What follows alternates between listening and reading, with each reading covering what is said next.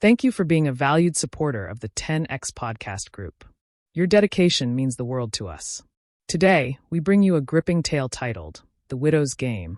Your continued support and subscription fuel our passion for storytelling, and we deeply appreciate every moment you spend with us. So, without further ado, let's dive into today's compelling narrative. Chapter 1, The Shattered Widow. The rain fell in relentless sheets, turning the pristine white driveway of Hawthorne Manor into a slick, glistening mirror. Emergency lights bathed the towering columns of the estate in red and blue, their steady rhythm a grim counterpoint to the chaos unfolding inside. Vivienne Hawthorne sat at the center of the living room, her face buried in trembling hands. Her long, dark hair clung to her pale cheeks, damp from a mix of tears and the rain she had run through moments earlier. The silk robe she wore, once immaculate, was smeared with dirt and blood, painting her as a woman on the brink of collapse. Detective Elijah Crane observed her from the doorway, his trained eyes scanning every detail. Something about her grief felt rehearsed, as though it were being performed for an audience. But then the scene before him was undeniably tragic. Lucas Drayton Hawthorne, one of the wealthiest and most influential men in the city, lay dead at the bottom of the grand staircase, his neck twisted at an unnatural angle. The marble steps were slick with rainwater and faint traces of blood. "Mrs. Hawthorne," Crane began, stepping cautiously into the room. "I know this is difficult, but I need to ask you a few questions." Vivienne looked up, her gray eyes shimmering with unshed tears. "Detective," she whispered, her voice fragile and broken. I don't understand how this happened. One moment he was there, and the next..." Her voice cracked as she gestured helplessly toward the staircase. Crane crouched down to meet her gaze. "You mentioned earlier that Lucas had been drinking tonight." She nodded, her fingers clutching the edge of her robe. "Yes. He had a few glasses of scotch. We argued, nothing serious, just about work, and then he said he needed some air. I thought he went to his study, but when I heard the crash," her voice broke into a sob, and she pressed a trembling hand to her mouth. Crane let her cry, watching her closely. "You said he was coming down the stairs when he fell?" "Yes," she said, nodding emphatically. "He must have slipped." "The rain."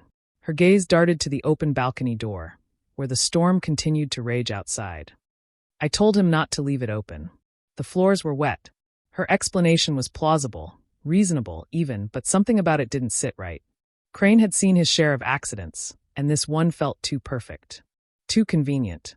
"Mrs. Hawthorne," said another voice, sharp and clinical. Dr. Penelope Marks, the department's forensic psychologist, entered the room, her eyes narrowing slightly as she took in Vivienne's disheveled state. "I understand you've been through a terrible ordeal, but I have to ask, did anyone else see what happened?" Vivienne's gaze snapped to Marks, her expression a mix of confusion and indignation. "Are you suggesting someone else was here?" she asked, her voice trembling with just the right amount of offense. "Lucas and I were alone. He fell, Doctor. It was an accident." "Of course," Marks said smoothly, though her tone carried a faint edge of skepticism. "We just want to ensure we understand the full picture." Crane shot Marks a warning look, but she ignored him, her focus remaining on Vivienne. "Mrs. Hawthorne, you mentioned arguing with your husband earlier. What was the argument about?" Vivienne hesitated, her lips parting slightly as though searching for the right words. "Lucas was stressed," she said finally, her voice soft. "The business, it's been difficult lately. He thought I was spending too much, but she shook her head, fresh tears welling in her eyes. "I don't see how that matters now. He's gone." Marks tilted her head, her expression unreadable. "Sometimes, it's the small details that help us piece things together." Vivienne didn't respond, her gaze dropping to her lap. Crane stepped in, his tone gentler. "We're just trying to get a clear picture, Mrs. Hawthorne. For now, let's focus on what's important. I'll make sure the team finishes here quickly, so you can rest." Vivienne looked at him, her eyes grateful. "Thank you, Detective," she said, her voice barely above a whisper. As Crane turned to leave, Marks caught his arm, her voice low. "She's lying." Crane frowned. "You can't know that."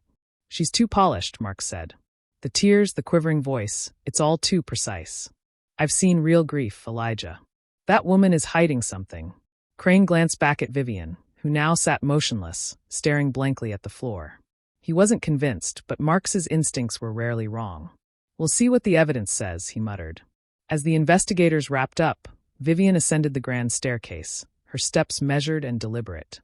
She paused at the top, looking down at the spot where Lucas had fallen. A flicker of a smile played at the corners of her lips, so brief it might have been imagined. Turning, she walked to the master bedroom, her movements fluid and composed. Inside, she opened a drawer and pulled out a small, leather-bound journal. Flipping through its pages, she stopped at an entry dated 2 weeks prior. Lucas's temper is getting worse. If he doesn't trust me with the business, I'll show him exactly how capable I am. Accidents happen every day. She closed the journal, her expression hardening. The game had only just begun. Chapter 2, Threads of Deception. The morning after Lucas Hawthorne's death dawned cold and gray, the heavy rain giving way to a mist that clung to the sprawling estate. Hawthorne Manor stood silent, its grandeur now overshadowed by the tragedy within. Yet inside, Vivienne moved with calculated precision. Dressed in a tailored black dress that accentuated her fragile figure, she stared into the ornate mirror of her vanity. Her reflection was that of a woman shattered by grief, or so she intended it to appear. The slight smudges of sleeplessness under her eyes, the tremble of her lip, and the hollow expression she'd perfected were all part of a meticulous performance. Vivienne reached for her pearl necklace, fingers pausing for a moment as a thought crept into her mind. One misstep, and everything falls apart. Downstairs, Detective Elijah Crane leaned against the marble kitchen island, nursing a cup of coffee. His eyes flicked over the room, taking in the tasteful decor and the photographs lining the walls. Each frame told a story of wealth and privilege, a power couple in exotic locations, charity galas, and art show openings. But none of them revealed the tension he'd sensed between Vivienne and Lucas in the whispers of the household staff. Detective Crane? A voice broke his thoughts. Dr. Penelope Marks, the consulting forensic psychologist, approached, her sharp eyes and confident demeanor contrasting with Crane's brooding intensity. "You got something for me?" Crane asked, his voice gravelly. Dr. Marks nodded. "Preliminary impressions. Lucas's injuries are consistent with a fall, but something doesn't sit right. There's no indication he tried to break his fall, no defensive wounds, no handprints on the railing. It's peculiar." Crane sighed, setting his coffee down. "You think someone pushed him?" Marks raised an eyebrow. "I'm saying it warrants a closer look. And Vivienne Hawthorne," she trailed off, glancing toward the hallway. "She's an interesting subject." Crane followed her gaze. "You think she's hiding something? Don't you?" Marks replied. "She's composed for someone whose husband just died. Too composed. Grief doesn't usually look like that." Before Crane could respond, Vivienne entered the kitchen, her presence commanding even in her supposed vulnerability. "Detective Dr. Marks," she said softly, her voice laced with sadness. "I wanted to thank you both for staying. It's comforting to know someone is here to help make sense of this tragedy." "We're just doing our job, Mrs. Hawthorne," Crane replied, studying her carefully. Vivienne's lips quirked into a faint smile, one that didn't reach her eyes. "Please call me Vivienne. And if there's anything I can do to assist, don't hesitate to ask." Marks spoke up, her tone pointed. "You mentioned Lucas had been drinking heavily that night. Was that unusual for him?" Vivienne tilted her head, her expression thoughtful. "Not entirely. Lucas often enjoyed a drink or two after a long day, especially when he was stressed. But he was never reckless. That's why this is so hard to understand." Crane leaned forward, his tone gentle but probing. "Vivienne, did Lucas have any enemies? Someone who might have wanted to harm him?" Her eyes widened, and she clasped her hands together. "No, of course not. He could be difficult, but he was a good man. Everyone respected him." Marks didn't miss the subtle hesitation in her words, nor the way Vivienne's gaze flickered to the side as she spoke. "What about your argument that night?" Marks pressed. "You said it wasn't serious, but can you tell us what it was about?" Vivienne's shoulders tensed, but she quickly recovered, letting out a shaky breath. "It was nothing, really. Lucas had been under a lot of pressure at work, and I suggested he take some time off. He didn't take it well. He thought I was questioning his ability to handle things." "And were you?" Marks asked, her tone sharp. Vivienne flinched, her eyes welling with tears. "No, of course not. I just wanted what was best for him." Crane shot Marks a warning glance, but Vivienne's composure had already returned. She stood, her hands clasped in front of her. "I hope you'll excuse me. I need to speak with my attorney about the estate. There are so many things to take care of, and her voice broke again, perfectly timed. "I'm sorry. It's just overwhelming." As she left the room, Marks turned to Crane. "What do you think?" Crane shook his head. I think she's grieving. But I also think she's damn good at controlling the narrative. Later that afternoon, Vivienne stood alone in Lucas's study, her fingers trailing over the desk where he'd spent countless hours. She opened a drawer, pulling out a thick envelope. Inside were documents detailing Lucas's latest business ventures. Ventures he hadn't shared with anyone, not even her. Vivienne smiled, the mask of grief slipping away for a moment. These papers were more than evidence of her late husband's secret dealings. They were leverage. With the right moves, she could shift any suspicion away from herself. After all, Lucas wasn't the saint everyone thought he was. A faint knock on the door snapped her back to the present. Mrs. Hawthorne, a maid called softly. Detective Crane would like to see you. Vivienne tucked the envelope away and composed herself. Of course. I'll be right there. As she stepped out of the study, her mind raced. Every lie she told had to be flawless. Every step calculated. One misstep, and the game would be over. But for now, Vivienne was winning. Chapter 3, The Loyal Ally. The sun hung low in the sky, casting elongated shadows across the manicured lawns of Hawthorne Manor. Vivienne stood on the balcony adjoining her bedroom, the cool breeze tugging at the hem of her chiffon dress. She gazed thoughtfully at the horizon, her mind weaving intricate patterns of her next moves. The estate was quiet, but beneath its serene exterior, a storm was brewing, one she had meticulously orchestrated. Down in the village, Detective Elijah Crane sat in a dimly lit cafe, stirring a cup of black coffee gone cold. The chatter of patrons and clinking of cutlery faded into the background as he reviewed his notes. Despite Vivienne's compelling display of grief, inconsistencies gnawed at him. He couldn't shake the feeling that there was more to Lucas Hawthorne's death than a simple accident. Mind if I join you?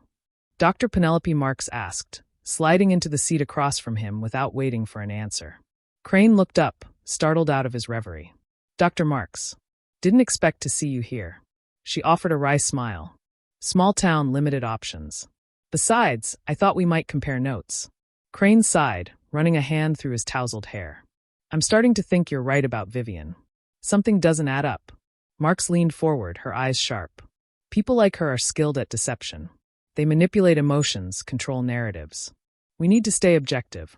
He nodded, but his gaze drifted to the window, where the silhouette of Hawthorne Manor loomed in the distance. Objectivity's hard when you're dealing with someone like her. Back at the manor, Vivienne descended the grand staircase with poise, her heels clicking softly against the marble. She made her way to Lucas's study, where Henry Caldwell awaited her.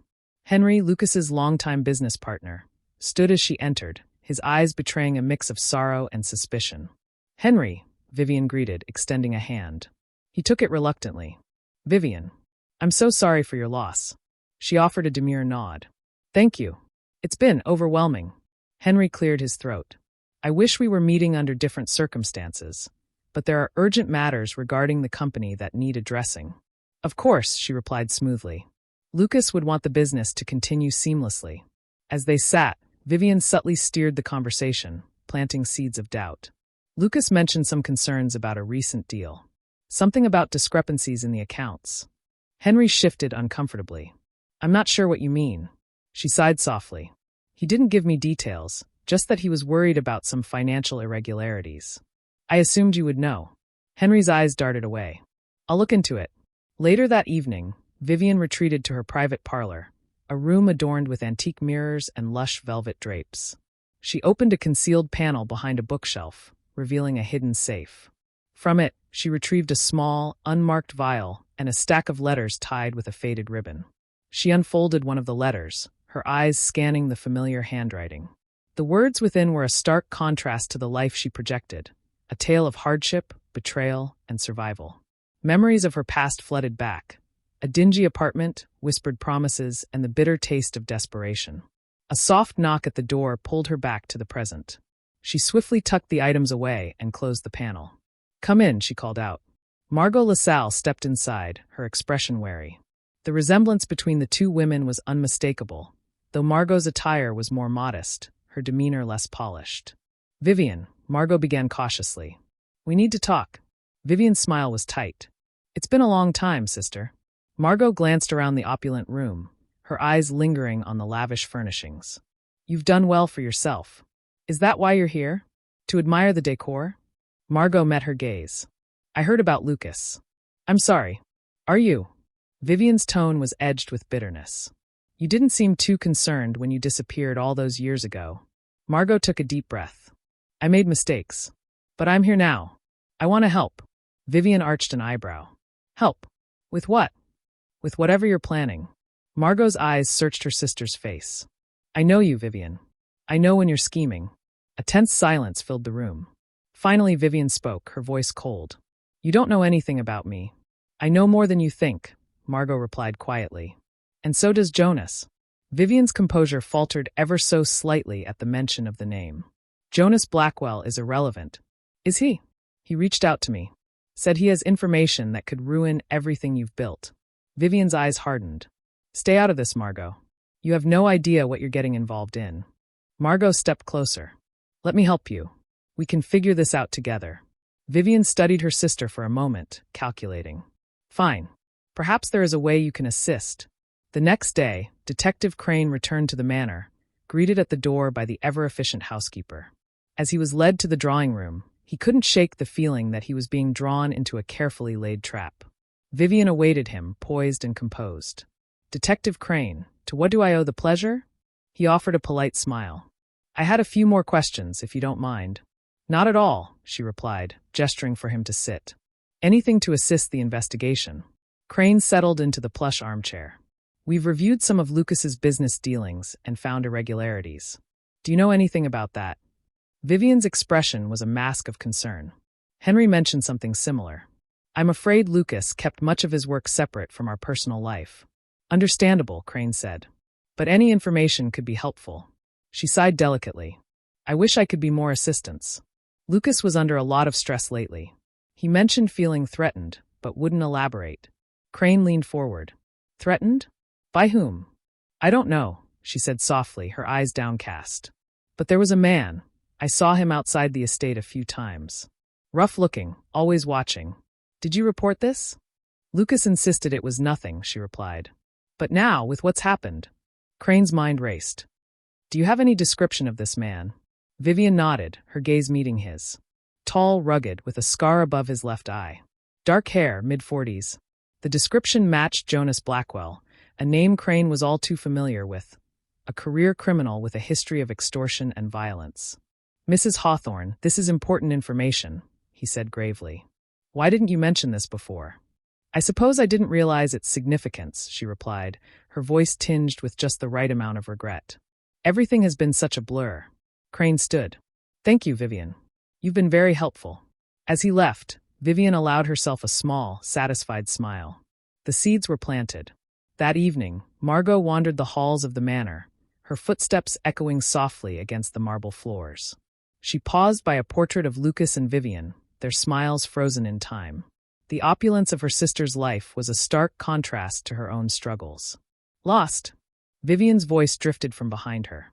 Margot turned, forcing a smile. Just admiring the artwork. Vivienne approached, her eyes unreadable. We need to discuss Jonas.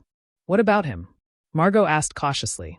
I've informed the detective about a suspicious man matching his description, Vivienne said calmly. It's only a matter of time before they find him. Margot's eyes widened. Vivienne, you can't. I can and I have, she interrupted.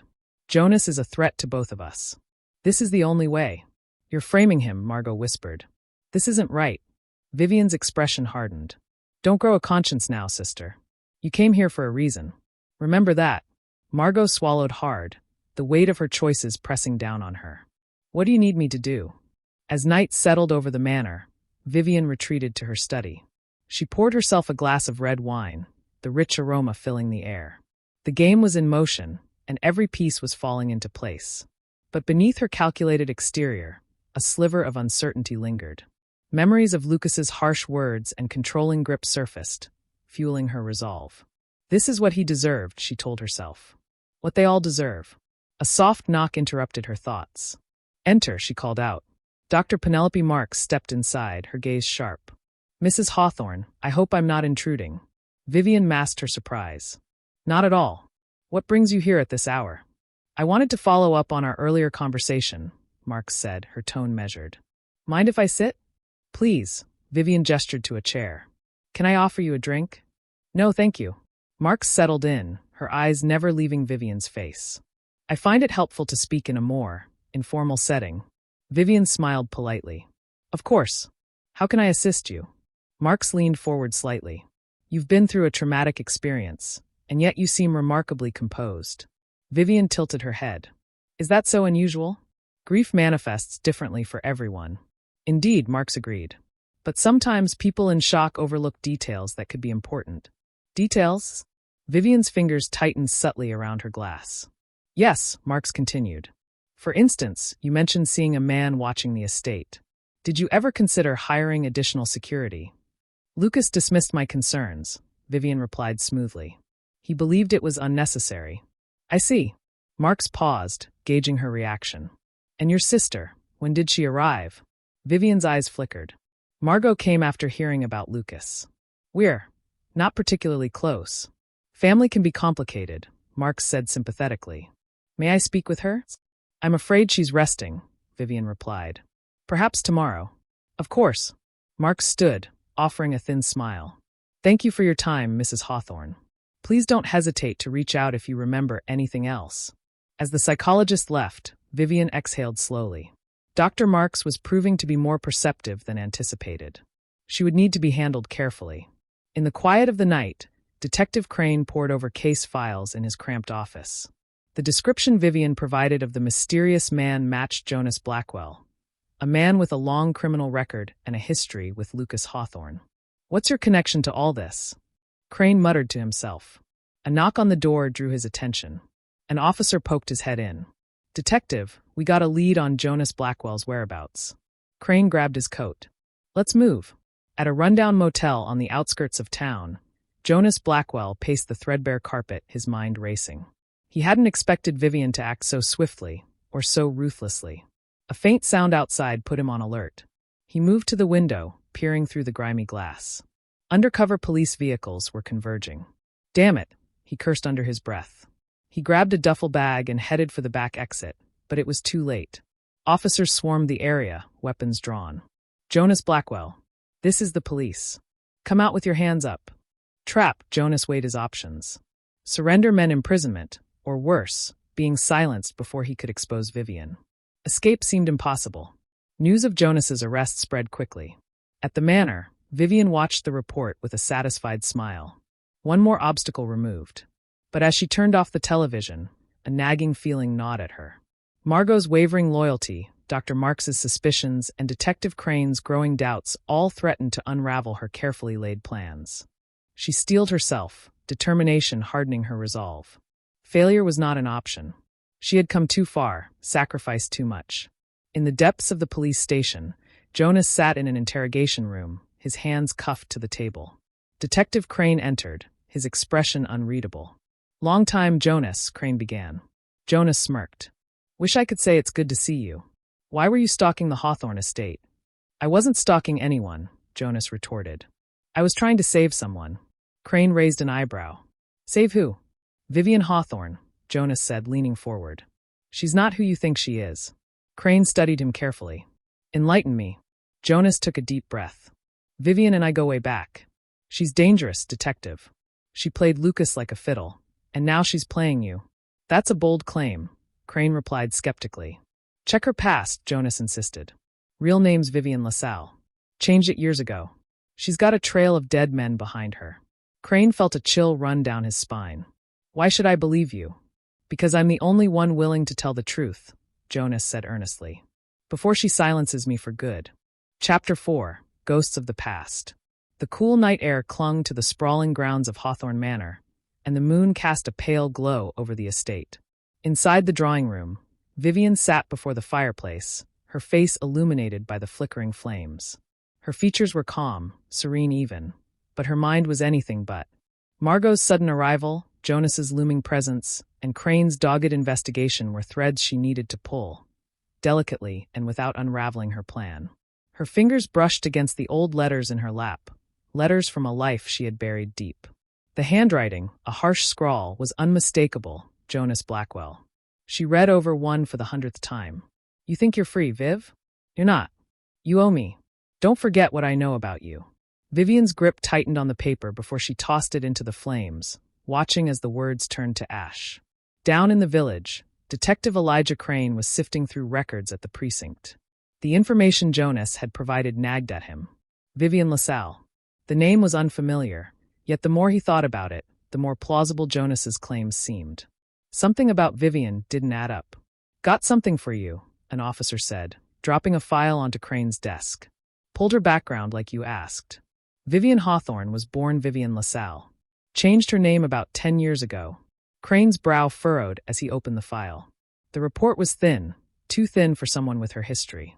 A few references to a troubled upbringing, a missing persons report on her sister Margot years ago, and a short stint in a small town before she'd seemingly vanished.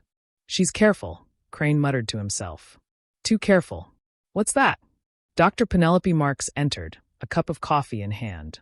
Crane held up the file. Jonas wasn't lying about her name. Vivienne Hawthorne used to be Vivienne LaSalle. I think there's more to her story than she's letting on. Marks sat down across from him. Vivienne or Vivienne isn't your average widow. She's calculated, manipulative. If Jonas is telling the truth, she could be a lot more dangerous than we thought. Crane leaned back, running a hand through his hair. I just need to prove it. At the manor, Vivienne found Margot pacing the hallway, her anxiety palpable. Margot looked up as Vivienne approached, her expression a mix of anger and fear. We need to talk, Margot said, her voice low. Vivienne sighed, motioning for her to follow into the study. Once the door was shut, Margot rounded on her. What are you doing, Vivienne? Margot hissed. You're setting Jonas up for something he didn't do. Vivienne's expression hardened. Jonas is a loose end, Margot. He always has been. You know what happens when loose ends aren't dealt with. Margot shook her head, her voice trembling. This isn't like before. You're playing with fire. Vivienne stepped closer, her tone cold. And what would you suggest? Let Jonas expose everything? Destroy the life I've built? Margot hesitated, tears brimming in her eyes. Maybe it's time to stop running, Vivienne. You've got everything you ever wanted. Why keep digging the hole deeper? Vivienne's lips curled into a humorless smile. You think this life just happened? That it was handed to me? I worked for this, Margot. I earned it. And I'll be damned if I let anyone take it from me. Not Jonas, not the police, not you. Margot's shoulders slumped, defeat washing over her. You've changed, Vivienne. Vivienne's gaze didn't waver. No, Margot. I've survived. The next day, Crane and Marks visited a small diner on the outskirts of town, a place Crane had discovered during his digging. The owner, an older woman named Lila, had known Vivienne LaSalle years ago. You're asking about Viv? Lila said, her eyes narrowing. Haven't heard that name in a long time. What can you tell us about her? Crane asked. Lila leaned against the counter, her expression wary. Vivienne came here with her sister, Margot. 2 girls with nothing but the clothes on their backs. Didn't talk much about where they came from, but it wasn't good. I gave them jobs, tried to help. And then, Marks prompted. Lila sighed. Viv was trouble. Sweet as honey when she wanted something, but there was a darkness to her. One day, she just disappeared. Left Margot behind. Why? Crane asked. Don't know, Lila said, her tone bitter. But it wasn't long after that Jonas Blackwell showed up asking questions. He was bad news, that one. Always had a temper. Crane exchanged a look with Marks. Do you remember anything else about Jonas or Vivienne? Lila hesitated, then reached under the counter, pulling out a faded photograph. This is the only thing I've got left of her. Crane studied the photo, a younger Vivienne, her smile dazzling, but her eyes hiding something darker. In the background stood Jonas Blackwell, his arm possessively around her. Back at the precinct, Crane pinned the photograph to the caseboard, his mind working overtime. Every piece of the puzzle pointed to one conclusion. Vivienne was far more involved in Lucas's death than she claimed. But he needed proof, and he needed it fast. A knock at his office door startled him. It was Margot. I need to talk to you, she said, her voice shaking. Crane gestured for her to sit. What's on your mind? Margot hesitated, her hands trembling. It's about Vivienne. She's lying to you. About everything. Go on, Crane urged. She wasn't always Vivienne Hawthorne, Margot began. We grew up in hell, a mother who didn't care, a father who drank himself to death. Viv did whatever it took to survive. She learned to manipulate, to lie. And Jonas, he was part of that life. What's his connection to Lucas's death? Crane pressed. Margot's gaze dropped. I don't know for sure. But Jonas has something on her, something big. And if he's arrested, Vivienne will do whatever it takes to make sure he never talks. Crane leaned forward, his voice firm. Why are you telling me this now? Tears slid down Margot's cheeks. Because I can't live with the guilt anymore. Lucas didn't deserve what happened to him. And if you don't stop Vivienne, someone else will end up dead. Later that night, Vivienne stood at the edge of the estate's lake, the moonlight reflecting off the water. She held a small locket in her hand, one Lucas had given her on their anniversary. Inside was a photo of the two of them, smiling and carefree. You always underestimated me, Lucas, she whispered, her voice barely audible. But you were the one who taught me to be ruthless. She dropped the locket into the water, watching as it disappeared beneath the surface. Behind her, Margot's voice broke the silence. Vivienne. Vivienne didn't turn. What is it, Margot? I talked to Crane, Margot admitted. Vivienne's shoulders tensed. Slowly, she turned, her expression unreadable. Did you? He's going to find out the truth, Margot said, her voice trembling. It's over, Vivienne. Vivienne stepped closer, her gaze icy. It's only over when I say it's over. Margot stared at her sister, fear and sadness warring in her eyes. You've lost yourself.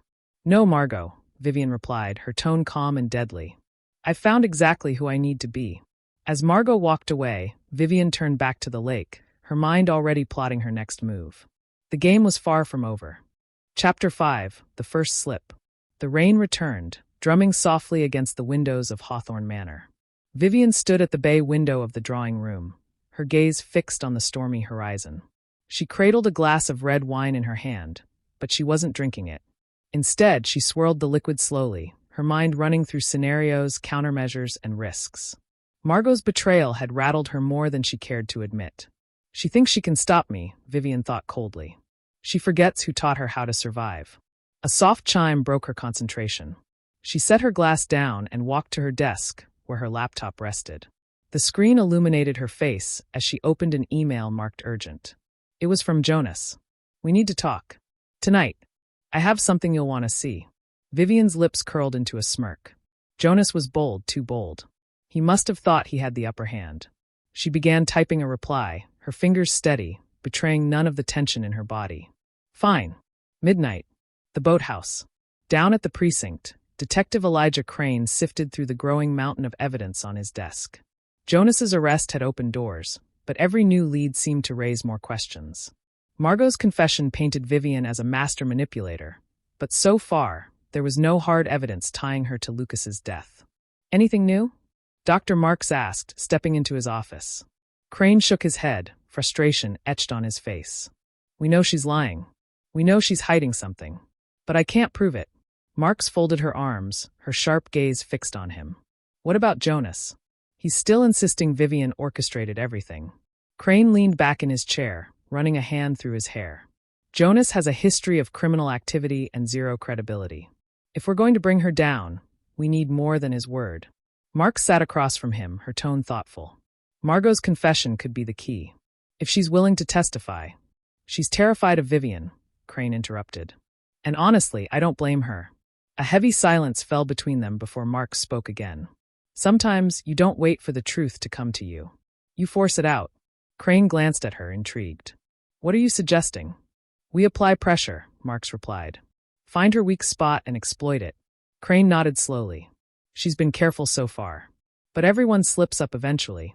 At the stroke of midnight, Vivienne walked through the storm to the boathouse. Her silk robe and raincoat clung to her as the wind whipped her hair around her face.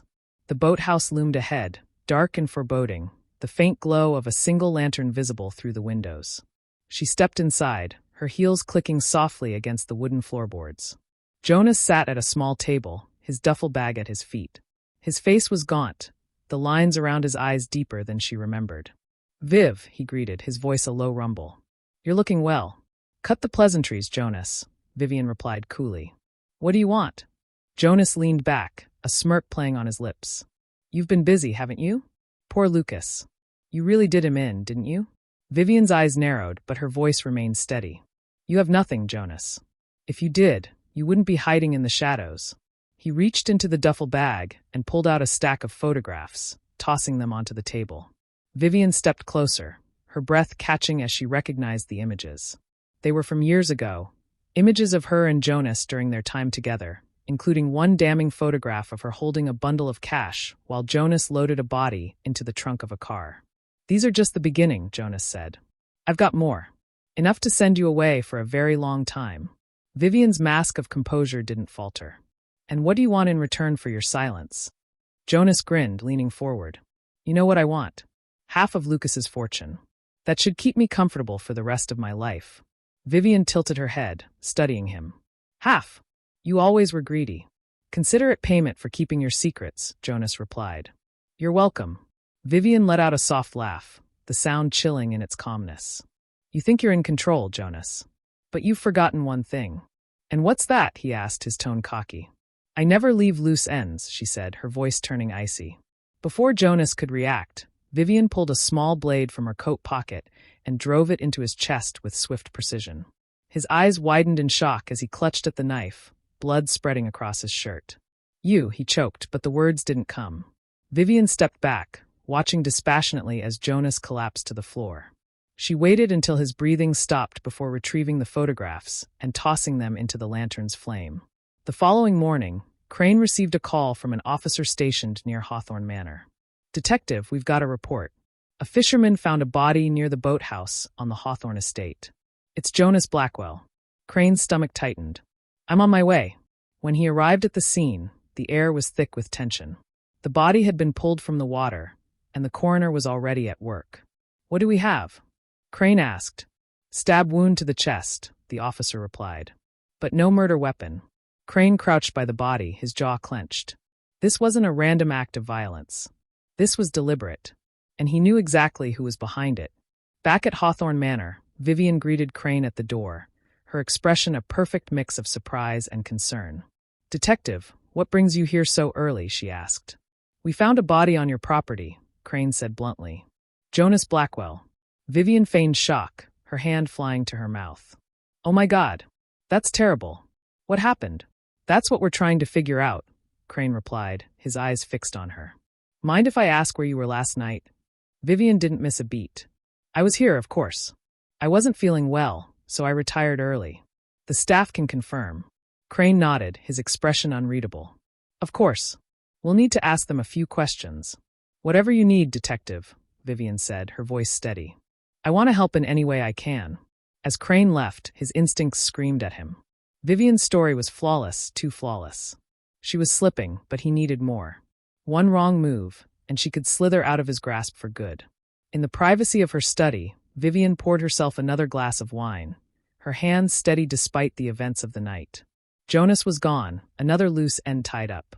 But Crane was getting too close, and Margot's betrayal lingered in her mind. She picked up her phone and dialed a number. When the line connected, she spoke with quiet authority. "It's done. But we have another problem." "Margot, handle it." As she ended the call, Vivienne allowed herself a moment to breathe. The game was growing more dangerous, but she had no intention of losing. Not now. Not ever. Chapter 6, The Widow's Web. The morning after Jonas Blackwell's body was discovered, Hawthorne Manor buzzed with quiet activity. Staff moved cautiously, their whispers echoing through the grand halls. Vivienne sat at the head of the dining table, her breakfast untouched. A newspaper lay folded by her side, the headline glaring back at her. "Jonas Blackwell found dead near Hawthorne Estate." Vivienne stared at the words, her mind already racing through the narrative she needed to solidify. Jonas's death was both a relief and a complication. She had eliminated the immediate threat, but now the web she had spun was tightening around her. Detective Elijah Crane stood in his precinct office, staring at a board covered in photographs, documents, and timelines. Jonas's death had tipped the case into new territory. His gut told him Vivienne was involved, but proving it would require threading the needle of her lies. "You're obsessing," Dr. Penelope Marks said, leaning against the doorway. Crane didn't look up. "She's the key to all of this. Lucas, Jonas, it all comes back to her." Marks walked in and picked up a photograph of Vivienne from the board. "She's a master manipulator. Every move she makes is calculated. But even the best manipulators have blind spots." Crane leaned back in his chair, his jaw tightening. "Her sister, Margot. She's the weak link." Marks nodded. "If Margot cracks, Vivienne's entire story falls apart. But that depends on whether Margot's fear of Vivienne outweighs her guilt." At the manor, Margot paced nervously in her guest room. She had barely slept since Jonas's death. Every creak of the old house, every shadow in the hallway, felt like Vivienne's eyes on her. She knew too much, and Vivienne would stop at nothing to protect herself. A knock on her door startled her. She froze, her heart pounding. "Margot." Vivienne's voice was calm, but there was an edge to it. "We need to talk." Margot hesitated before opening the door. Vivienne stood there, her expression unreadable. "May I come in?" Vivienne asked, her tone leaving no room for refusal. Margot stepped aside, and Vivienne entered, her eyes scanning the room briefly before settling on her sister. "Margot, I've been thinking about Jonas," Vivienne began, her voice measured. "It's tragic what happened to him." Margot swallowed hard. "Is it?" Vivienne's lips curved into a faint smile. "Of course. No one deserves to die like that. But it does raise a question. Who could have done such a thing?" Margot's hands clenched at her sides. "Why are you telling me this?" Vivienne stepped closer, her eyes narrowing. "Because you're my sister, and I need to know where your loyalties lie." Margot's breath hitched. "My loyalties? You think I think you've been talking to Detective Crane," Vivienne interrupted, her tone icy. "And I think you've forgotten what happens to people who betray me." Margot's eyes filled with tears. "Vivienne, please. I didn't say anything that could hurt you." Vivienne tilted her head, studying her sister. "Good. Because if I find out otherwise, Margot, you won't have to worry about Detective Crane. You'll have to worry about me." Later that day, Crane parked his car just outside the Hawthorne estate, the sprawling grounds as imposing as ever. He wasn't here on official business. This visit was personal. He rang the bell, and a moment later, the housekeeper opened the door. "Detective Crane," she said, surprised. "I wasn't expecting you." "I'm here to see Margot," Crane said, stepping inside before she could protest. The housekeeper hesitated before nodding. "I'll let her know." A few minutes later, Margot appeared at the top of the grand staircase, her face pale. She descended slowly, her hands gripping the railing as though it were the only thing keeping her upright. "Detective," she greeted him quietly. "What are you doing here?" "We need to talk," Crane said, his voice firm. "Somewhere private." Margot glanced around nervously before nodding. "The garden." As they walked outside, Margot kept glancing over her shoulder, her anxiety palpable. They stopped by a stone bench near the edge of the estate, far enough from the manor to avoid prying ears. "What is it, Detective?" Margot asked, her voice barely above a whisper. "Jonas is dead," Crane said bluntly. "And I think your sister had something to do with it." Margot's face crumpled, but she quickly composed herself. "I don't know what you're talking about." "Margot, listen to me," Crane pressed. "Vivienne is dangerous. She's manipulating everyone around her, but the truth always comes out. If you know something, anything, you need to tell me." Tears welled up in Margot's eyes. "You don't understand. She'll kill me if she finds out I talked to you." "She won't touch you," Crane said firmly. "I'll make sure of that." Margot hesitated, her fear warring with her guilt. Finally, she spoke. "Vivienne, she's not who you think she is. She's done terrible things, Detective. But I don't have proof." "Then help me get it," Crane said. "Together, we can stop her." Margot nodded weakly, her resolve crumbling. "What do you need me to do?" That evening, Vivienne sat in her study, sipping her wine as she reviewed financial documents. Everything was falling into place. Jonas was gone, and Margot was under control, or so she thought. A soft knock at the door interrupted her thoughts. "Come in," she called. The housekeeper entered, her expression apologetic. "Mrs. Hawthorne, Detective Crane was here earlier." Vivienne's eyes narrowed. "What did he want?" "He spoke to Miss Margot," the housekeeper said hesitantly. "They went to the garden." Vivienne's grip on her wine glass tightened, but she forced a calm smile. "Thank you. That will be all." As the door closed, Vivienne set her glass down and leaned back in her chair, her mind racing. Crane was digging, and Margot was fragile. Too fragile. Picking up her phone, Vivienne made a call. "It's time to accelerate the plan," she said coldly. "Take care of Margot. Make it look like an accident." That night, Margot paced her room, unable to shake the feeling that something was terribly wrong. She double-checked the locks on her door, but it did little to ease her fear. Hours passed, and the house grew silent. Just as Margot was beginning to think she was safe, she heard the faint creak of floorboards outside her door. Her heart pounded as she grabbed a lamp for protection. "Who's there?" she whispered. The door handle turned slowly, and Margot's blood ran cold.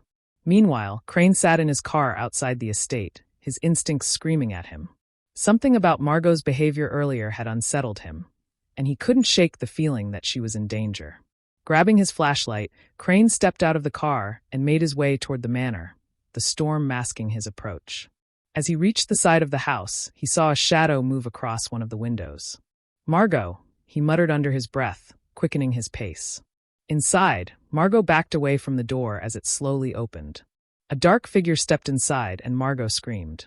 Chapter 7: The Breaking Point. The scream cut through the silence of the manor like a blade, driving Detective Elijah Crane into action. His flashlight's beam danced across the ornate hallway as he sprinted toward the source of the sound. "Margot!" Crane shouted, his voice reverberating off the walls. He burst into her room to find Margot pressed against the far wall, her face pale with terror. A shadowy figure loomed over her, but as soon as Crane entered, the intruder turned and bolted, knocking over a chair in their haste. "Stay here," Crane ordered, his gun drawn as he took off after the figure. The chase led Crane through the labyrinthine corridors of Hawthorne Manor, the storm outside masking the sound of footsteps. The figure darted into the servants' quarters, disappearing into the maze of back hallways. Crane's heart pounded as he rounded a corner, catching sight of the intruder just as they slipped out a side door. He followed them into the rain-soaked garden, his shoes sinking into the soft earth. "Stop!" Crane commanded, but the figure kept running. The pursuit ended near the boathouse. The intruder stumbled on the wet grass, and Crane seized his moment, tackling them to the ground. The two struggled briefly before Crane pinned the figure and yanked back their hood, revealing a young man, his face pale and rain-slicked. "Who are you?" Crane demanded, holding the man down. The intruder squirmed but didn't answer. "Talk!" Crane barked, pressing his knee into the man's back. "I was paid," the man blurted, his voice shaking. "That's all I know. I was paid to scare her." "By who?" Crane's voice was low, deadly. The man hesitated, his eyes darting around like a trapped animal. I don't know her name. It was just a job." Crane's eyes narrowed. "Her? You mean Vivienne Hawthorne?" The man didn't respond, but his silence spoke volumes. Inside the manor, Margot sat trembling on the edge of her bed, her hands clutching the silk robe wrapped around her. The housekeeper brought her a cup of tea, her hands shaking as she placed it on the nightstand. "Thank you," Margot whispered, her voice barely audible. Vivienne appeared in the doorway, her expression a mix of concern and curiosity. "Margot, what happened?" "I heard the commotion." Margot flinched at the sound of her sister's voice, her eyes wide with fear. "Someone tried to kill me." Vivienne's lips parted in what looked like shock, but Margot saw the flicker of calculation behind her eyes. "That's awful. Who would do such a thing?" Margot stared at her, trembling. "I don't know." Vivienne walked into the room, her movements slow and deliberate. "You're safe now. I'll make sure the staff doubles their security measures." Margot's heart raced as Vivienne's hand lightly touched her shoulder. The gesture was meant to comfort, but it felt like a warning. Later, in the privacy of her study, Vivienne placed a call. Her voice was calm but edged with anger. "You told me it would look like an accident," she hissed. "Now the police are involved." The voice on the other end stammered, offering excuses, but Vivienne cut them off. "No more mistakes. Take care of it." She ended the call and leaned back in her chair, her mind racing. Margot was becoming a liability, and Crane was getting too close. She needed to act quickly to maintain control. The next morning, Crane sat across from Margot in a small cafe in town. The rain had stopped, but the sky remained overcast, matching Margot's somber mood. "I need you to tell me everything," Crane said gently. "What do you know about Vivienne's involvement in all this?" Margot sipped her coffee, her hands still trembling. "Vivienne, she's not who people think she is. She's ruthless, manipulative. Lucas's death wasn't an accident. She planned it." Crane leaned forward. "Do you have proof?" Margot shook her head. "No, but I know her. She hated Lucas. She wanted his money, his power. And Jonas, he knew too much. She got rid of him too." Crane's jaw tightened. "Why didn't you come forward sooner?" Margot's eyes filled with tears. "Because she's my sister. And because I'm afraid of her." Crane reached across the table, placing a reassuring hand on hers. "You're doing the right thing. But if we're going to stop her, I need something concrete." Margot hesitated, then nodded. "There's something." Lucas kept a journal. He wrote everything down, his suspicions about Vivienne, their arguments, even things about Jonas. If it's still in the house, it could be the proof you need. Crane's pulse quickened. "Where is it?" Margot closed her eyes, trying to remember. He always kept it in the study in a locked drawer. But if Vivienne found it? Crane nodded. We'll find it. Back at Hawthorne Manor, Vivienne stood in Lucas's study, her hands resting on the desk. She had already destroyed most of the evidence that could implicate her, but the journal was still unaccounted for. She opened the drawers one by one, her frustration mounting as she searched. Finally, in the bottom drawer, hidden beneath a stack of old papers, she found it, a leather-bound journal with Lucas's initials embossed on the cover. Vivienne flipped through the pages, her eyes narrowing as she read Lucas's entries. He had written about their arguments, his distrust of her, and his plans to meet with Jonas before his death. Her grip on the journal tightened. This could ruin everything, she thought. She needed to destroy it before Crane got his hands on it. That evening, Crane returned to the manor with a search warrant in hand. Vivienne greeted him at the door, her expression calm but her eyes wary. "Detective Crane," she said smoothly. "What brings you here again?" "We have a warrant," Crane replied, holding up the document. "We're searching the premises for evidence related to Jonas Blackwell's death." Vivienne's lips tightened, but she stepped aside. "Of course. Please feel free to look around." As the officers began their search, Crane made his way to the study. Vivienne followed closely, her heels clicking softly against the marble floor. "What exactly are you hoping to find, Detective?" Vivienne asked, her tone light but laced with tension. "Anything that ties Jonas Blackwell or Lucas Hawthorne to their deaths," Crane replied, his eyes scanning the room. Vivienne leaned against the doorframe, watching him closely. "I think you're grasping at straws." Crane didn't respond. Instead, he walked to the desk and opened the drawers. He found nothing out of the ordinary until he reached the bottom drawer. His hand hesitated for a moment before pulling out the leather-bound journal. Vivienne's eyes darkened. "That's private property." "Not anymore," Crane said, flipping through the pages. His heart raced as he read Lucas's entries. The words painted a damning picture of Vivienne, a woman capable of lies, manipulation, and even murder. "You have no right to that," Vivienne said, her voice sharp. Crane looked up, his expression steely.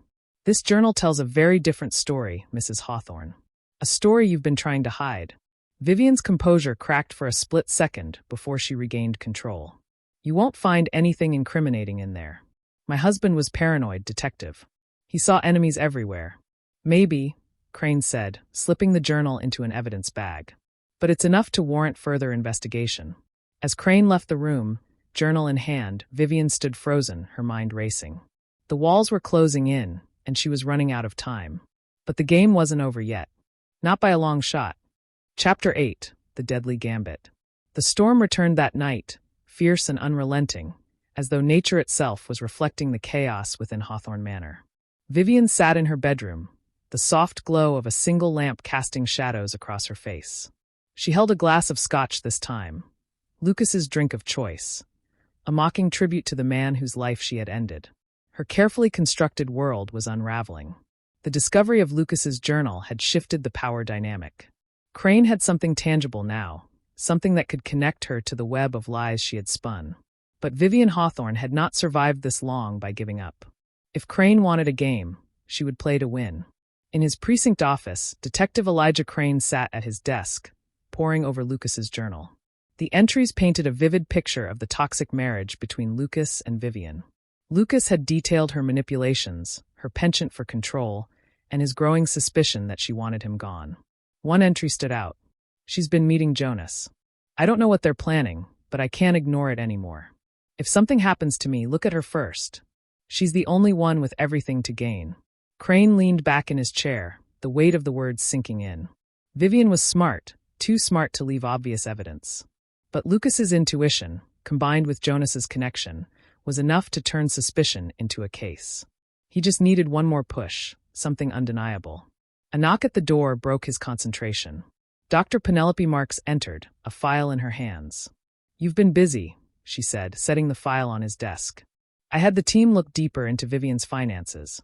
Crane opened the file and scanned the documents. Large, unexplained transfers of money. Offshore accounts. Transactions made days before Lucas's death. "She was preparing to make a move," Marks said. "Looks like she wanted to secure the fortune before anyone could question her." Crane's jaw tightened. "It's all lining up. But we need something concrete. A confession. Witness testimony." Marks raised an eyebrow. And how do you plan to get that? She's not the type to crack. Crane's lips pressed into a grim line. Then we'll make her crack. At the manor, Vivienne made her move. She summoned Margot to the study, the room still filled with the faint scent of Lucas's cologne. Margot entered hesitantly, her nerves evident. Vivienne, Margot began, but her sister cut her off. Sit, Vivienne said, her voice cold and commanding. Margot obeyed, her hands twisting in her lap. You've been speaking to Crane, Vivienne said bluntly. Don't deny it. Margot's eyes widened. I didn't mean to. You didn't mean to? Vivienne's laugh was sharp and humorless. You've jeopardized everything I've worked for. Do you have any idea what's at stake? Tears welled in Margot's eyes. I didn't tell him anything that could hurt you. I swear. Vivienne leaned forward, her gaze piercing. You've always been weak, Margot. But weakness doesn't excuse betrayal. I wasn't trying to betray you, Margot pleaded. I was scared. You've gone too far. Vivienne's expression softened for a moment, a mask of sorrow slipping into place. Everything I've done to protect us. To protect you. Margot blinked, confused. Protect me. Vivienne reached across the desk, taking Margot's hand in hers. Lucas was dangerous, Margot. You saw what he was capable of. If I hadn't acted, he would have destroyed us both. Margot stared at her sister, the lines between truth and manipulation blurring. I don't know what to believe anymore. Believe me, Vivienne said, her voice a whisper. Help me finish this, and we can both walk away. Free. Margot hesitated, torn between fear and loyalty.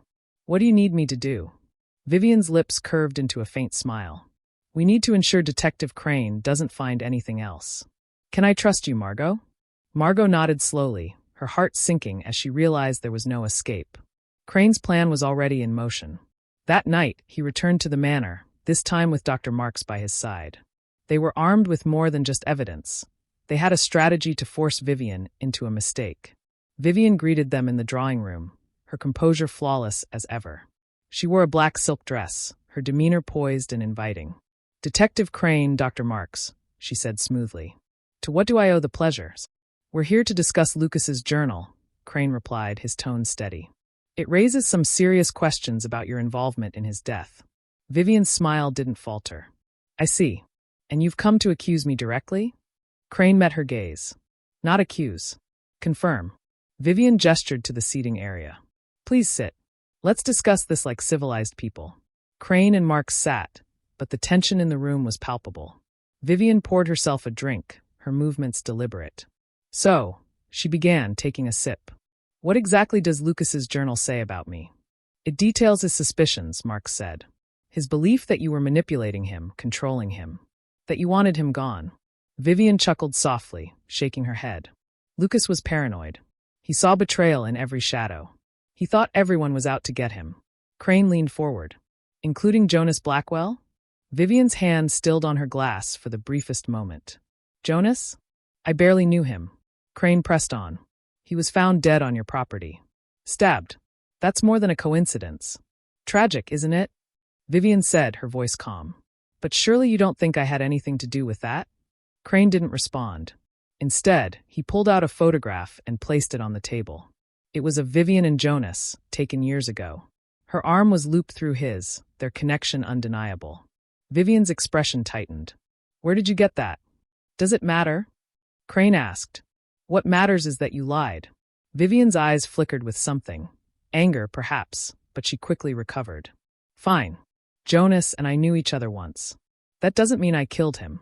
Crane leaned back, his gaze unyielding. Your sister doesn't seem so sure. Vivienne's composure cracked for a split second. Margot. Crane stood, his voice firm. She told us everything. About your past. About Lucas. About Jonas. Vivienne's hand clenched into a fist. She's lying. Is she? Crane asked, his tone sharp. Or is she finally telling the truth? Vivienne's eyes burned with fury, but she forced herself to remain calm. You have no proof. Not yet, Crane said. But we will. As Crane and Marks left the manor, Vivienne stood in the doorway, her mind racing. The walls were closing in, and her sister had betrayed her. But Vivienne wasn't done. Not yet. Later that night, Margot sat in her room, the weight of her decisions pressing down on her. A soft knock at the door made her jump. Margot. Vivienne's voice called softly. Margot hesitated before opening the door. Vivienne stood there, her expression unreadable. "We need to talk," Vivienne said. Margot nodded, her fear palpable. Vivienne stepped inside, closing the door behind her. "I've always protected you, haven't I?" Margot nodded again, her throat tightening. "Then trust me one last time," Vivienne said, her voice low. "Together we can fix this." Margot stared at her sister, the lines between love and fear blurring. "What do you mean?" Vivienne smiled faintly. "You'll see." Chapter 9, The Truth Unveiled. The storm raged outside, its howling winds and pounding rain creating an ominous symphony around Hawthorne Manor. Inside, Detective Elijah Crane sat in his car at the edge of the estate, his gaze fixed on the dark silhouette of the house. He had waited long enough. Tonight, Vivienne Hawthorne's lies would crumble. With Dr. Penelope Marks by his side, Crane walked toward the manor, the gravel crunching under his boots. His resolve was unwavering. The journal, Margot's confession, and Vivienne's financial records painted a damning picture. Now, all that remained was to confront her and force her to reveal the full extent of her crimes. Inside the manor, Vivienne stood in front of her bedroom mirror, her reflection calm, her demeanor poised. But beneath her composed exterior, her mind raced. Margot was no longer a reliable pawn, and Crane was tightening his grip. She had to act decisively, or everything she had built would collapse. The sound of the doorbell echoed through the house. Vivienne took a deep breath, adjusted her silk robe, and descended the grand staircase. "Detective Crane," she greeted, her voice as smooth as glass. "Dr. Marks, to what do I owe this late-night visit?" "We need to talk," Crane said, his tone firm.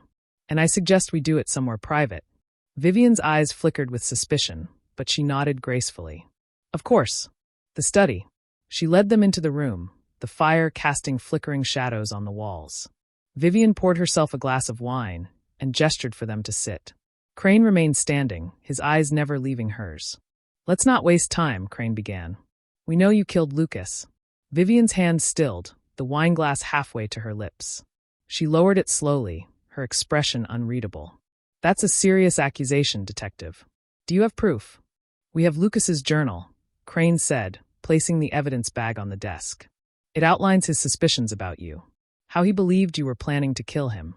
Vivienne glanced at the bag, then back at Crane. Lucas was paranoid. He saw threats where there were none. "That doesn't prove anything." Dr. Marks spoke up, her voice sharp. "The journal is just the beginning. Your financial records show large transfers to offshore accounts before his death. And Margot, your own sister, has told us everything." Vivienne's lips pressed into a thin line. "Margot has always been unreliable. If you're basing your case on her word, you're grasping at straws." Crane stepped closer, his voice low and steady. "Then let's talk about Jonas Blackwell. He knew about your past, didn't he? That's why you killed him." Vivienne's composure faltered for a split second before she recovered. "Jonas's death was tragic, but I had nothing to do with it. You were seen meeting him at the boathouse," Crane pressed. "And now he's dead. That's not a coincidence." Vivienne leaned back in her chair, her smile tight. "You have a vivid imagination, Detective. But unless you have actual evidence tying me to these so-called crimes, this conversation is over." Crane reached into his pocket and pulled out the photograph of Vivienne and Jonas. He placed it on the desk, his gaze unrelenting.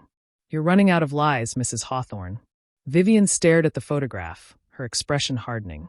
For the first time, her mask of control slipped, revealing the simmering anger beneath. "What do you want from me, Detective? A confession?" "Yes," Crane said simply. Vivienne stood, her movements slow and deliberate. She walked to the window, staring out into the storm. "You think you've pieced it all together, don't you? That you've caught me in some grand scheme." Crane remained silent, waiting. Vivienne turned to face him, her eyes blazing. "Fine. You want the truth? Lucas deserved everything that happened to him. He was a monster, controlling, cruel, and utterly devoid of humanity. He thought he could trap me in this gilded cage, but I outsmarted him." "So you admit it," Crane said, his voice steady. Vivienne stepped closer, her smile cold. "I admit nothing, Detective. But if I did, do you think anyone would care? Lucas was a tyrant. I freed myself from him, and the world is better for it." "Jonas?" Crane asked, his tone sharp. "Was he a monster too?" Vivienne's expression darkened. "Jonas was a liability. He thought he could control me, but he underestimated what I'm capable of." Crane's grip on his gun tightened, his instincts screaming at him. Vivienne wasn't just manipulative, she was dangerous. "Where's Margot?" Crane asked suddenly. Vivienne's smile widened. Margot is safe. For now. What have you done to her? Crane demanded, stepping forward. Vivienne's laughter filled the room, cold and hollow. Relax, detective. Margot's fine. She's just not in a position to interfere anymore. Crane's radio crackled to life. Detective Crane, this is Officer Michaels. We've found Margot Hawthorne. She's at the edge of the estate, unconscious but alive. Crane's eyes snapped back to Vivienne. It's over, Vivienne. You're under arrest. Vivienne's smile faded, replaced by an icy calm. You think you've won? You think you've stopped me? Crane moved to cuff her, but Vivienne stepped back, grabbing a letter opener from the desk. She pointed it at him, her eyes wild. I won't be caged again, detective. Put it down, Vivienne, Crane said firmly, his gun raised. For a moment, time seemed to freeze. Then Vivienne dropped the letter opener, her shoulders slumping in defeat. Fine, she said softly. You win. As Vivienne was led away in handcuffs, the storm began to subside. Crane stood in the doorway of the manor, watching as the once dominant woman was placed in the back of a police car. Her reign of manipulation, lies, and murder had finally come to an end. Or so he thought. Later that night, Crane reviewed the case files in his office. Something about Vivienne's surrender felt off. She had been too calm, too resigned. It was as if she had planned for this. Don't overthink it, Marks said, stepping into the room. She's behind bars. It's over. Crane nodded, but the nagging feeling wouldn't leave him. He flipped through Lucas's journal one more time, his eyes catching on a phrase he had overlooked. If she's ever caught, don't trust it. Vivienne always has one last move. Crane's blood ran cold. He stood abruptly, grabbing his coat. She's planning something. What? Marks asked, alarmed. I don't know, Crane said, already heading for the door. But I'm not letting her get away with it. As the storm clouds cleared, revealing a sky full of stars, Crane raced back toward Hawthorne Manor, unaware of the trap Vivienne had left in her wake. Chapter 10: The Widow's Fall. The early hours of dawn cast a pale glow over the precinct, but Detective Elijah Crane felt no sense of relief. Vivienne Hawthorne was behind bars, but her calm demeanor during the arrest had left a bitter taste in his mouth. She wasn't broken, she was waiting. Crane sat at his desk, the cryptic warning from Lucas's journal replaying in his mind. Vivienne always has one last move. He grabbed his coat and headed toward the holding cells. If Vivienne thought she could manipulate her way out, she was about to find out how wrong she was. Vivienne sat in her cell, her silk blouse a stark contrast to the harsh metal bars around her. Her fingers tapped rhythmically against the cold bench as she stared out at nothing, her mind a chessboard of strategies and counters. She had known this day might come. She had planned for it. The sound of approaching footsteps pulled her from her thoughts. She smiled faintly as Crane appeared on the other side of the bars. Detective, she greeted, her voice smooth as ever. To what do I owe the pleasures? I want answers, Crane said, his tone hard. Vivienne leaned back, her smile widening. You already have them. Lucas is dead, Jonas is dead, and I'm here. What more could you possibly want? Crane stepped closer, his eyes narrowing. The truth. Not the version you've spun to fit your narrative. The real truth. Vivienne tilted her head, feigning innocence. You seem so sure there's more to the story. Maybe you should consider the possibility that you've already won. You're too calm, Crane said, his voice low. People like you don't give up. You've got something planned. Vivienne laughed softly, the sound unsettling. You give me too much credit, detective. Crane stared at her, searching for cracks in her facade. Lucas's journal warned about you. It said you'd have one last move. What is it? Vivienne's smile faded slightly, her eyes flickering with something dark. Lucas was always so dramatic. He underestimated me right until the end. Just like you're doing now. Crane's jaw tightened. Whatever you've planned, it won't work. Vivienne leaned forward, her voice dropping to a whisper. Are you sure about that? Meanwhile, Dr. Penelope Marks was reviewing the evidence in her office when an officer entered with a file. Dr. Marks, you asked for updates on the Hawthorne case? She nodded, taking the file. As she flipped through the pages, her brow furrowed. Financial records showed another large transfer, this time made just hours before Vivienne's arrest. The funds were wired to an offshore account under an alias. Marks's eyes widened. She's been moving money. She was planning to run. The officer nodded. And that's not all. We traced the account. It's linked to a private jet.